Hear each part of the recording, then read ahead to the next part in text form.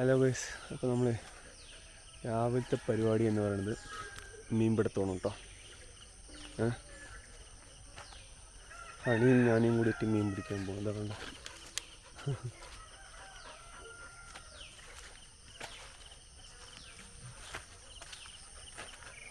നമുക്ക് ആദ്യം പോയിട്ട് ഇര വെട്ടണം കേട്ടോ. ഇര വെട്ടിയിട്ട് വേണം ആദ്യം. ഞാൻ എപ്പോഴും വല വീശാറാണ് പതിവ്. നമുക്ക് ആദ്യം വല വീശാം, അതിന് ശേഷം ചൂണ്ടിയിടാം. ഹലോ കൂട്ടുകാരെ, ഇന്ന് രാവിലെ നമ്മളൊന്ന് മീൻ പിടിക്കാൻ വേണ്ടിയിട്ടുള്ള പരിപാടിയാണ് കേട്ടോ.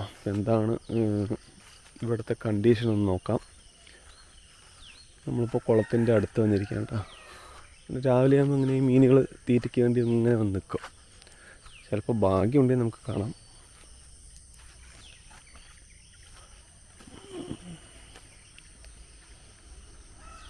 മീനുകളൊന്നും വന്നിട്ടില്ല. നമ്മുടെ ഹണി ഉണ്ട്. ഹണി അവിടെ പോടാ. എവിടെ പോയി രാവിലെ ബാത്റൂം പുറത്തേക്ക് പോകാൻ വേണ്ടിയിട്ട് അയച്ചു വിട്ടാ കേട്ടോ. ഹണി ഷേക്കൻ കമ്മാറുന്നു ചക്കൻ. ശരി. നമ്മളിപ്പോഴേ വല റെഡിയാക്കിയിട്ടുണ്ട് കേട്ടോ. വീശ് വല എപ്പോഴും നമ്മൾ വീശുന്നതിന് മുന്നേ വല റെഡിയാക്കണം, എന്നാലേ ചിക്ക് പെടാതെ കറക്റ്റ് വീഴുള്ളൂ. ഏകദേശം ഒരു 10-12 വർഷം പഴക്കമുണ്ട് കേട്ടോ ഈ വലയ്ക്ക്.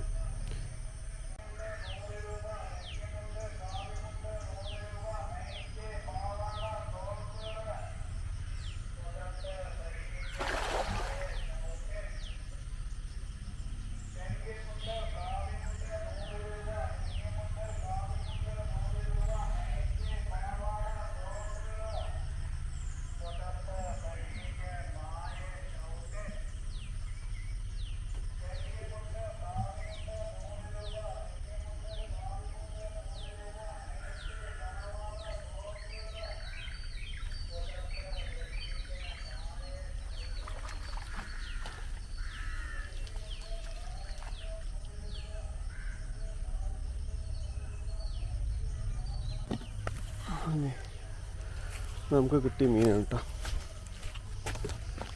അത്യാവശ്യം മീനുണ്ട്.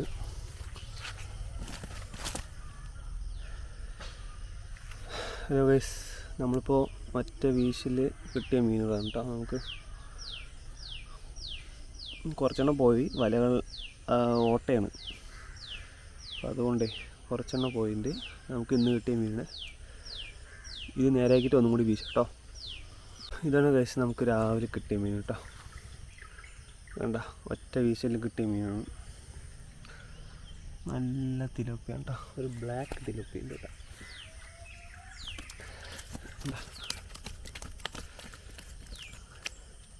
പക്ഷെ ഇതൊരു 1.5 കിലോ ആ സൈസൊക്കെ വരും. നമ്മൾ ഒരു ആവറേജ് തിലോപ്പി എടുത്തിട്ട് മറ്റേ ചെറിയ തിലോപ്പികളൊക്കെ തിരിച്ചു വിടും കേട്ടോ.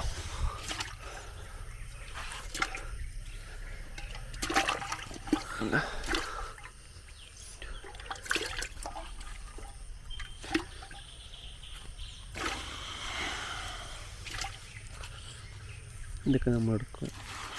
ഈ 4 നമ്മൾ തിരിച്ചു വിടാം കേട്ടോ. ഇവർ ചെറുതാണ്, ഇവർ പോയിട്ട് വലുതാവട്ടെ.